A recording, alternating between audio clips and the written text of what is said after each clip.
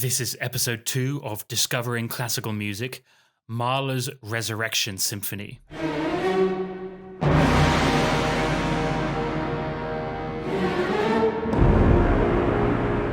It always amazes me how few people outside of the classical music world have heard of Gustav Mahler.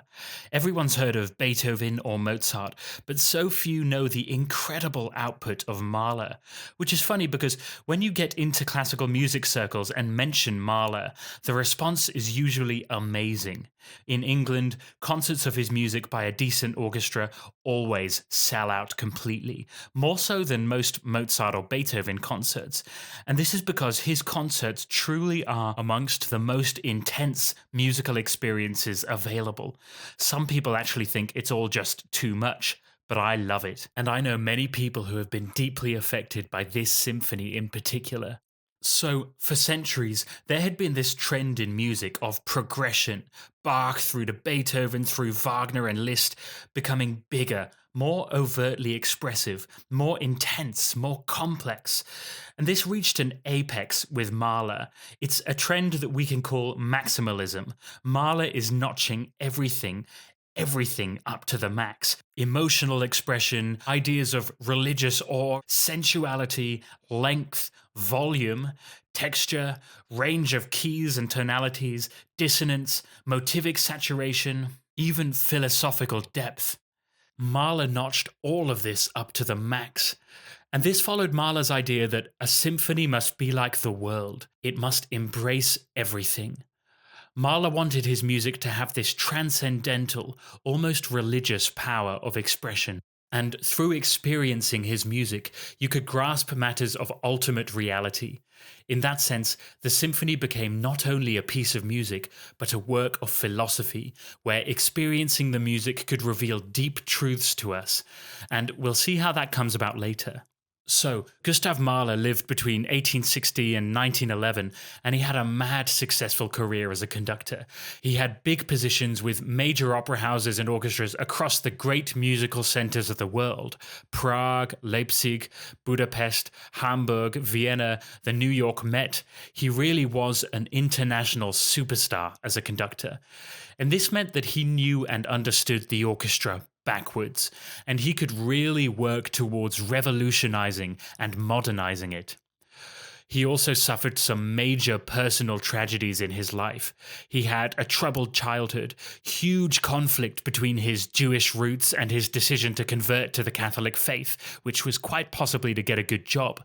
And that all comes out in his music. Listen to this slow movement from his first symphony, where he uses the children's song Frère Jacques in the minor.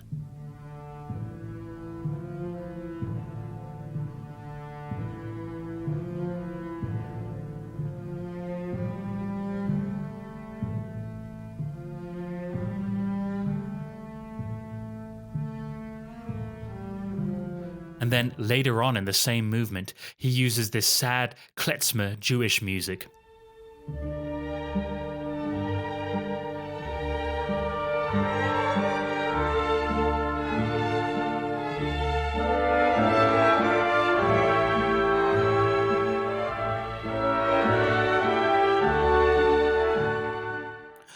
Mahler also suffered some awful heart problems. He lost work due to anti-Semitism. His child daughter died.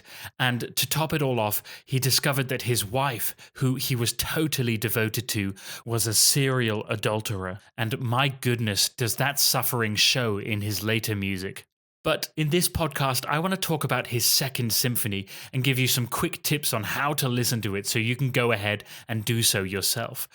I think it's the best place to start for a newcomer to Mahler and a newcomer to symphonic music in general, because it's so epic and powerful.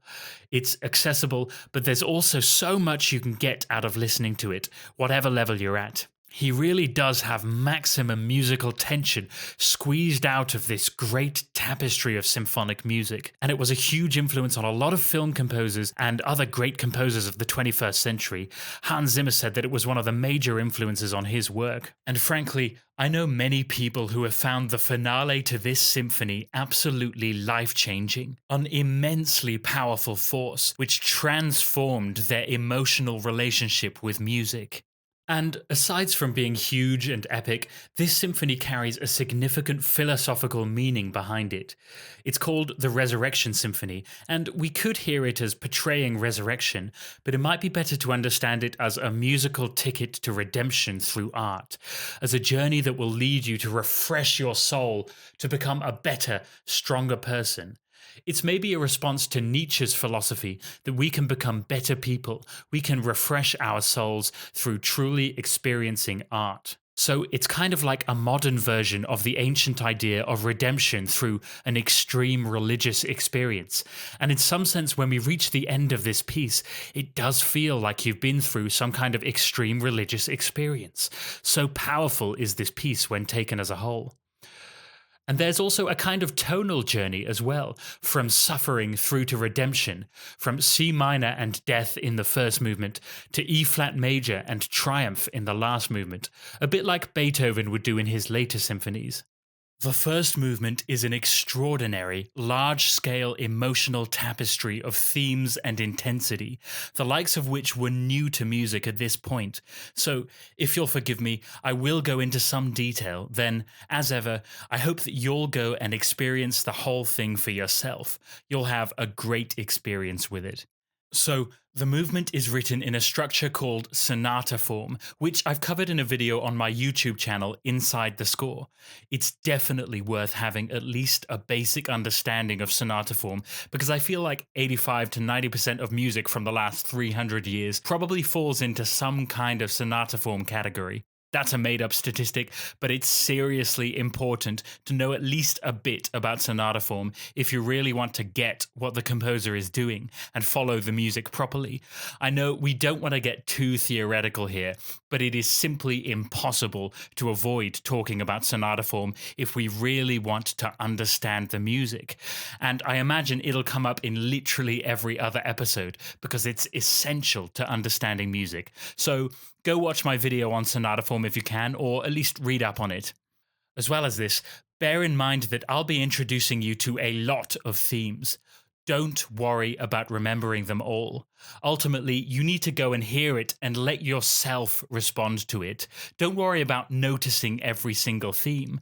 Just enjoy the experience that the music gives you. This podcast is a guide, not a rulebook. So anyway, let's talk about this epic first movement. After Mahler makes his dramatic entrance, the first subject starts with this intense, stormy mood in the basses.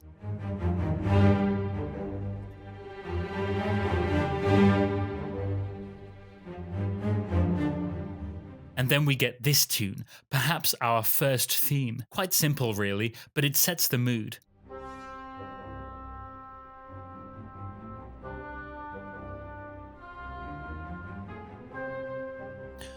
And this theme is answered with this plea from the strings.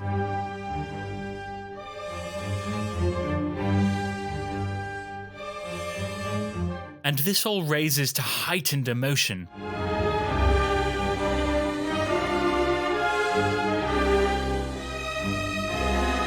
Until the first subject, this stormy funeral mood, ends with a climactic bang.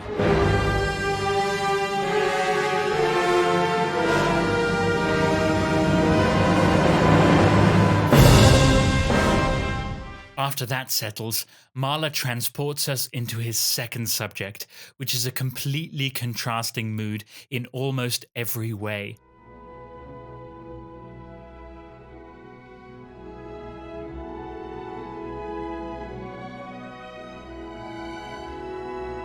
Though the basses keep chugging away with the funeral mood down below, a bit like Beethoven does in his Fifth Symphony.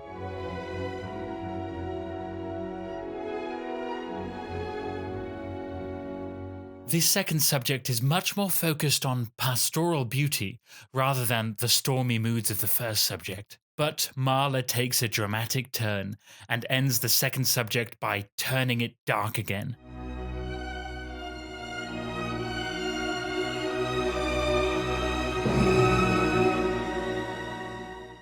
Then the exposition repeats. as is traditional in sonata form. However, in this case, it's not an exact repeat. It's an altered repeat. Mahler makes a few modifications, adds a few new things, and this keeps things interesting, keeps the ball rolling. In fact, in this altered repeat, we get several new, important musical ideas. In the repeated first subject, we get this important theme, a triumphant fanfare which will burst out from time to time throughout the movement at various levels of triumph.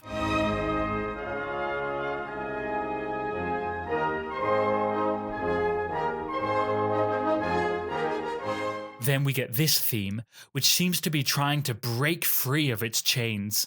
I hear this as a sort of fate theme or a tension theme.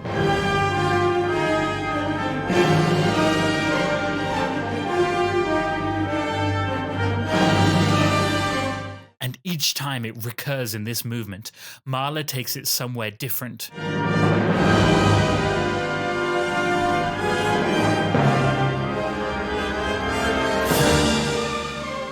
It's so dramatic. And we get this great riff in the basses.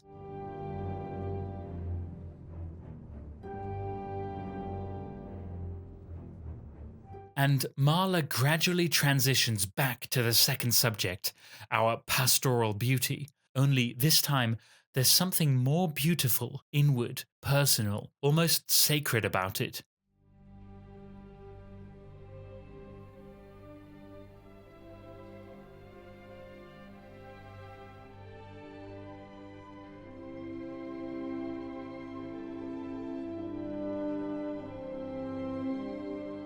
And he adds another pastoral theme onto the end of it.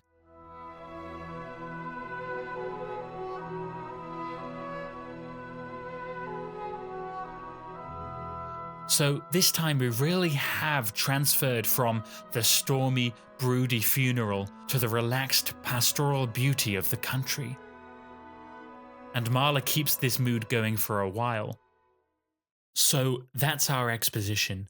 Our first subject was this stormy funeral music, while our second subject was this pastoral reflection. Now Mahler transitions into the development section, where he'll develop the ideas that he's exposed.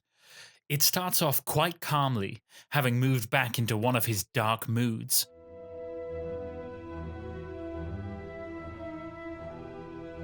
He seems to quote the Agnus Dei movement from Verdi's Requiem. He's making a prayer or a plea from the woodwinds.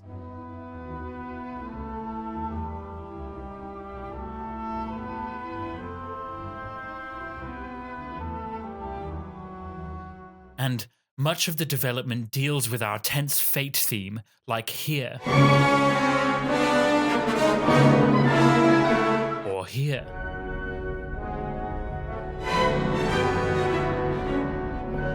And Mahler also plays with our triumphant fanfare theme.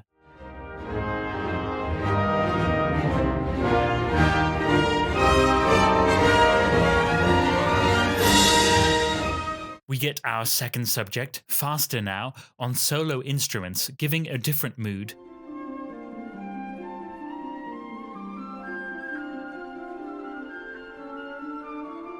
And this theme transitions beautifully to the string section.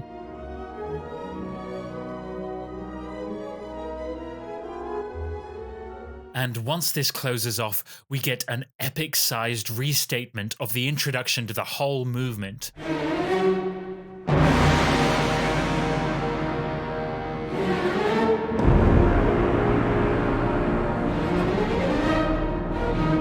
You might be fooled into thinking that this is Mahler's Recapitulation starting. But it's not. We're still in the development. The recap is yet to come, and it's going to be massive.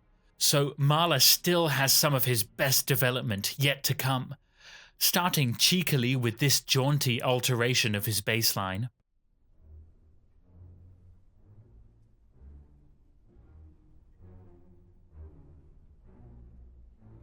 Our Agnus Dei comes back, now more harmonized.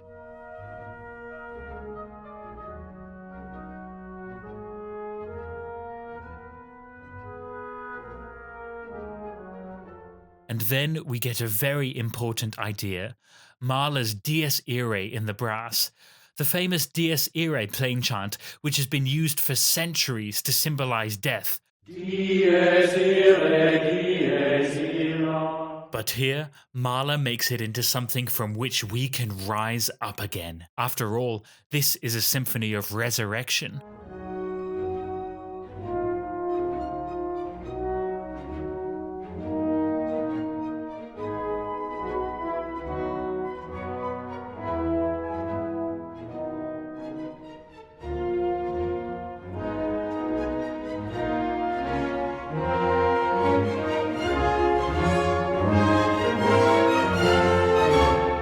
And he will continue to use this Dies Irae motive throughout the movement. And later on, in the finale, it becomes very important again. The development reaches a high point with absolute intensity and chaos.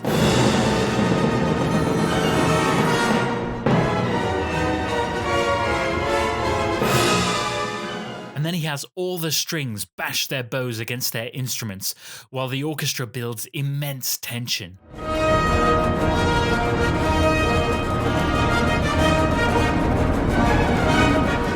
And as the tension reaches its absolute maximum in a most thrilling passage, especially thrilling when you watch them play it live, this fate motive builds and builds until we get this massive discord of tension in the full orchestra. God, it makes your muscles tense as you long for it to resolve.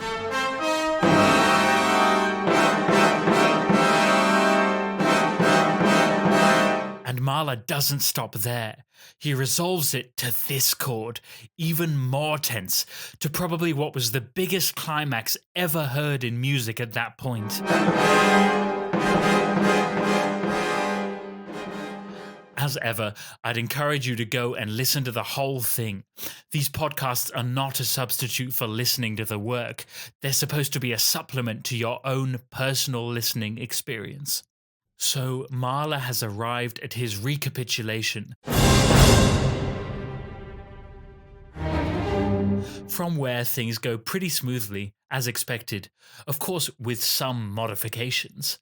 It's actually a pretty typical recapitulation of our first and second subjects. There are some nice twists, such as how he treats his second subject with a new kind of religiosity.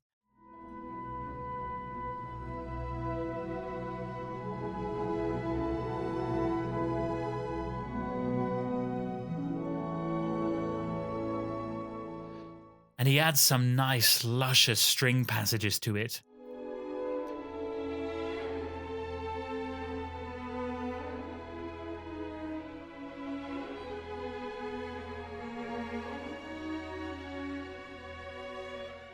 But finally, Mahler moves back into his funeral mood, doing a classic Mahler trick of going from the major third to the minor third. And then back into that bass riff again.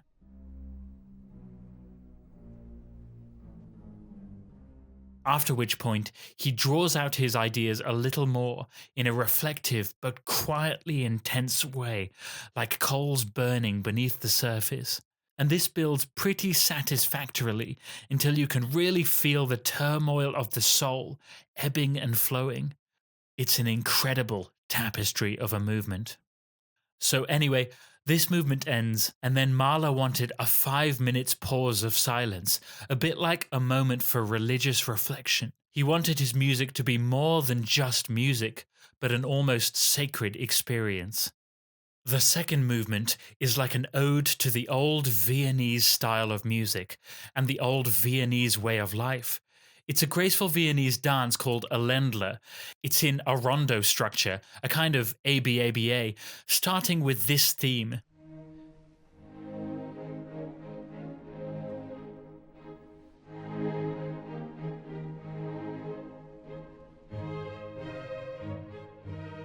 And if you listen to the whole of this first section, you'll notice the theme just stretches out and out.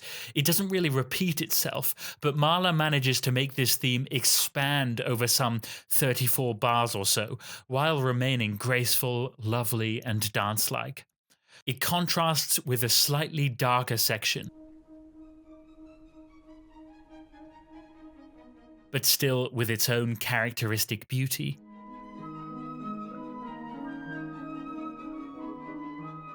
And these two sections, lighter and darker, alternate and intertwine with each other. And towards the end, we get a very cute variation in pizzicato.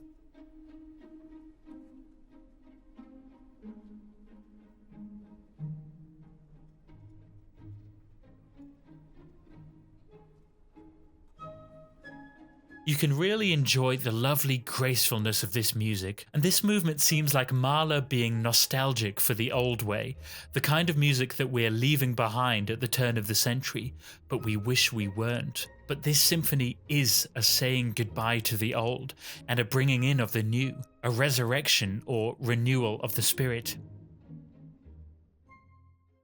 The third movement is where things get interesting philosophically. It's based on a song Mahler wrote years before.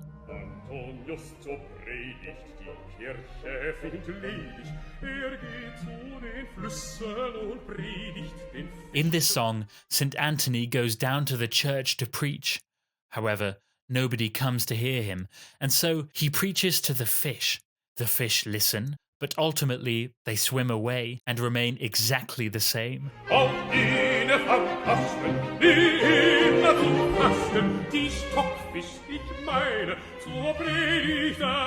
In the symphonic version, Mahler expands creatively on the musical ideas from his song.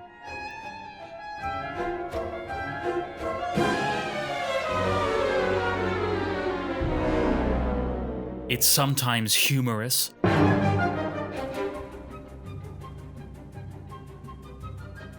sometimes holy,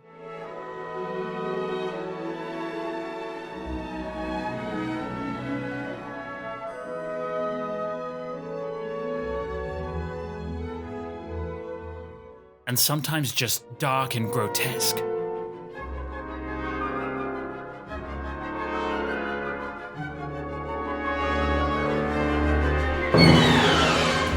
It's a brilliantly creative and thoughtful expansion. It's almost ugly or disturbed at times.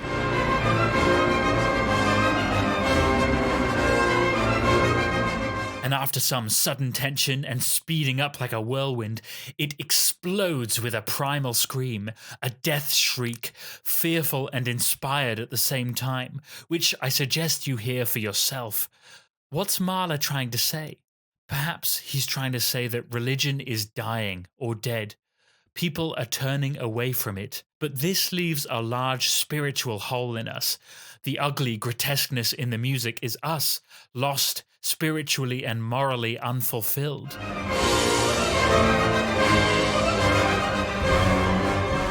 Life seems like this meaningless activity. What then can replace religion in fulfilling our spiritual needs? Perhaps the fourth movement has the answer.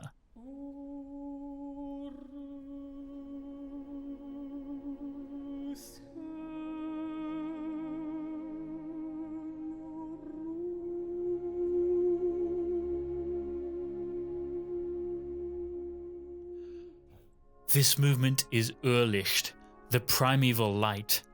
She tells of how man has lost his way.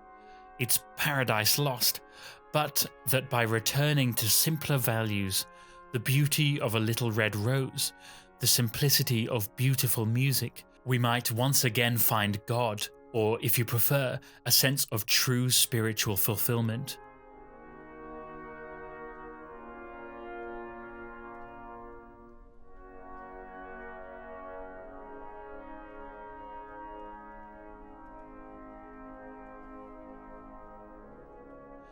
There also again may be a sense of nostalgia here, a longing for simpler values, for the beauty that nature provides before man destroys it in greed and vanity.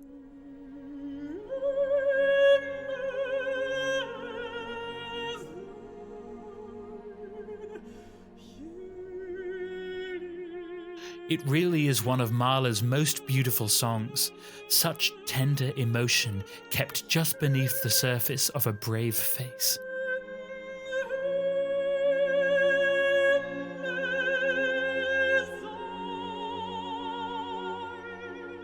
What a beautiful way to answer the call of the third movement.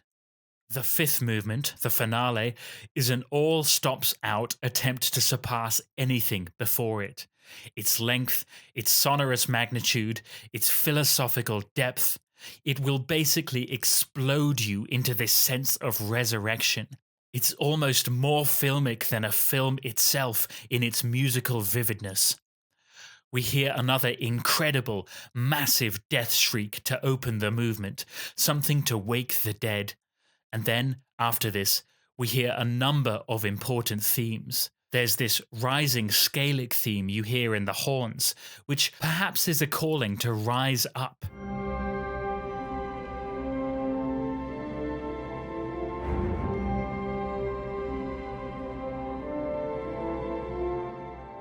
And that'll become a very important motive towards the end. Then, after this beginning section, Mahler introduces each idea or thematic concept for this movement one by one, section by section. He even leaves brief pauses in between each section, as if this is some kind of ceremony, and in a way, it is. I'll give you some of the most important ideas. The first of these sections is a kind of deep summons.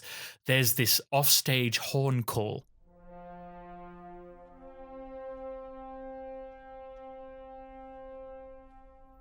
A sort of summons from beyond. And that section ends with this dark rounding off.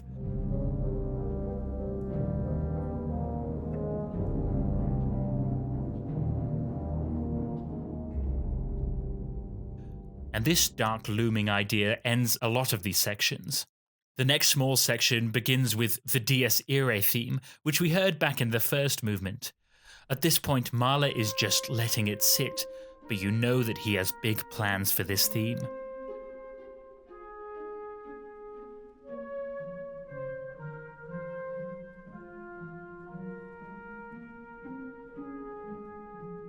Because in a later section, the second time we hear it, he makes it something stronger, risen out of the dust.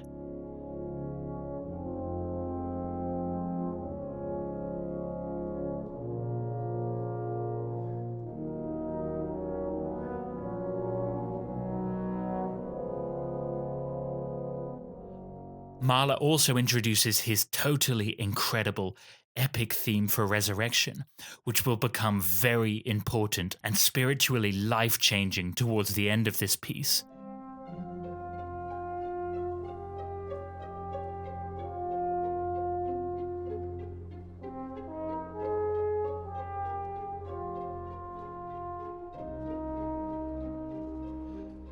And again, later on, the second time he brings it in, it's renewed, risen from the dust.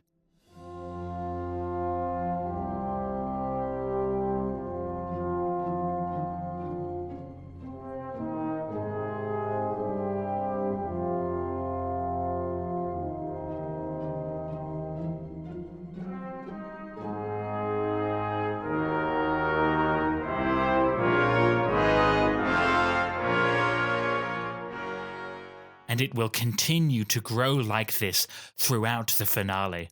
And then there's this more life-affirming motif here, which closes off some sections.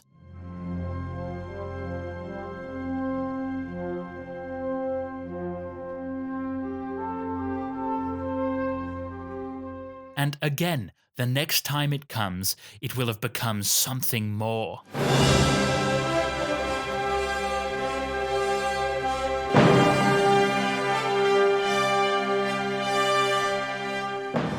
And finally, there's this more anguished theme, which maybe represents the pain of living.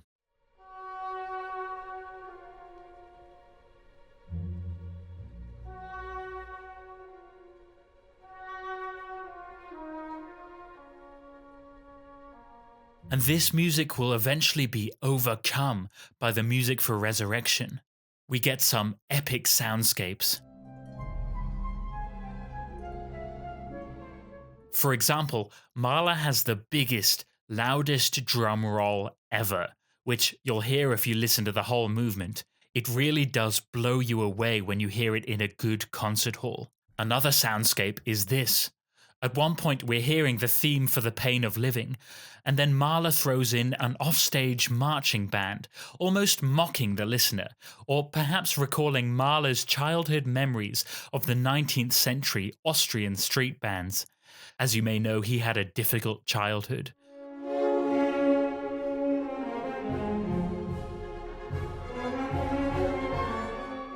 And as if to answer this pain of living, the low brass come in with the same idea, ever more torturous, mocking Mahler's inner suffering.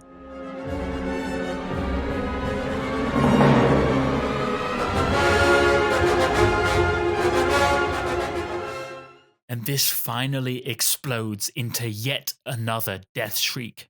And there's another epic soundscape, the Great Summons, just before the choir comes in.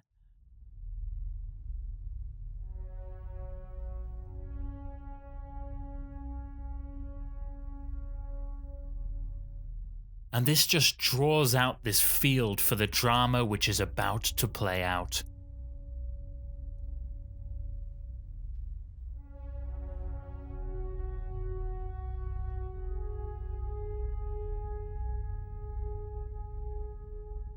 Now, this final 15 minutes or so is some of music's greatest.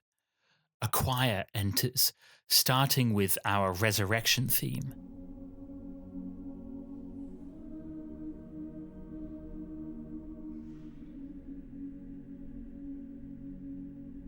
But with a choir, there's suddenly something more emotional, more deeply profound about the experience.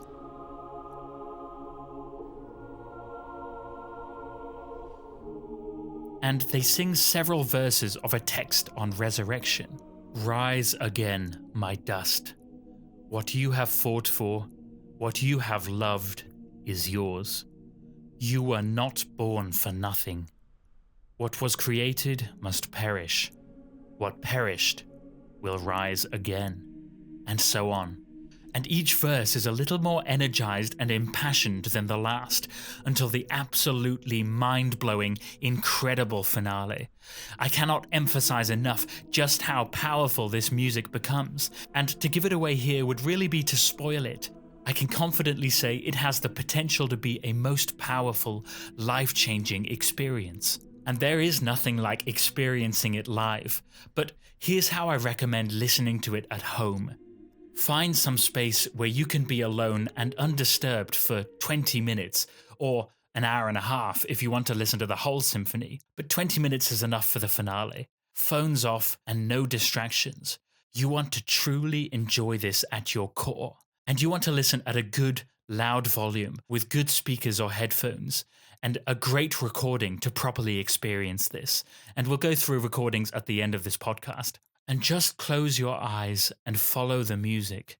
Really get in touch with how the music is making you feel as it progresses up and up, verse by verse, through these stages of resurrection, these harmonic surprises, moments of bliss, of tension, climax, and extraordinary power. Forget about time and just immerse yourself in the experience of the music and let your soul move with the music. And if you like, though it's not necessary, you can imagine that you yourself are progressing through the stages of some kind of afterlife, the climax of which will be this incredible moment of resurrection.